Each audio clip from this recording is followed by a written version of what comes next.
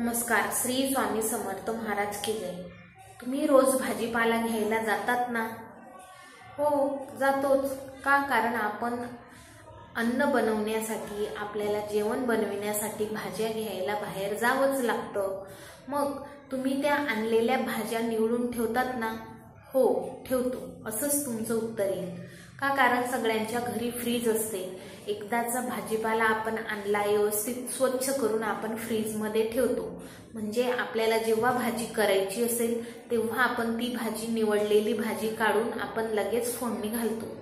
मग जे काही तुम्ही भाजी निवडता, फळभाजी असो, पालेभाजी असो किंवा फळांची सालं असतील, मग त्याचं काय करतात तुम्ही? तर नक्कीच उत्तर येईल की आम्ही फेकून देतो, कचरा कुंडीमध्ये फेकून देतो.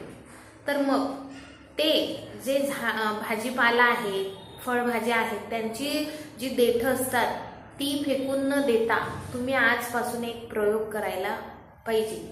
काय? तर जे भाजीपालांची देठं आहेत, कोथिंबीर असेल किंवा फळभाज्यांची सालं असतात, ती मिक्सरच्या भांड्यामध्ये पाणी टाकून एक मिश्रण तयार करावं आणि ते जे लिक्विड सारखं मिश्रण असतं भाजीपाल्यांच्या देठांचे, ते आपल्या झाडांच्या खाली किंवा आपल्या घरात असलेल्या झाडांच्या कुंड्या असतात किंवा परसबागेतील जे काही झाडं असतील, आपल्या आसपासची झाडं असतील, त्यांना जर ते पालेभाज्यांचे, भाजीपालांचे मिश्रणयुक्त ते पाणी जर आपण दिले तर नक्कीच त्यातील जे काही पोषक द्रव्ये असतात ती त्या झाडाला उपयोगी होतील आणि एक खत म्हणून त्याचा उपयोग आपण करू शकतो.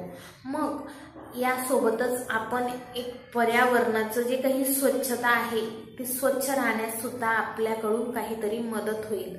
म्हणून अशा आजपासून तुम्ही हा संकल्प करायचा की जे काही भाजीपाला असतो तो निवडल्यानंतर त्याची जी काही कचरा निघतो तो आजपासून मी फेकणार नाही आणि तो मिक्सरमध्ये मिश्रण करून ते झाडांना मी देईन.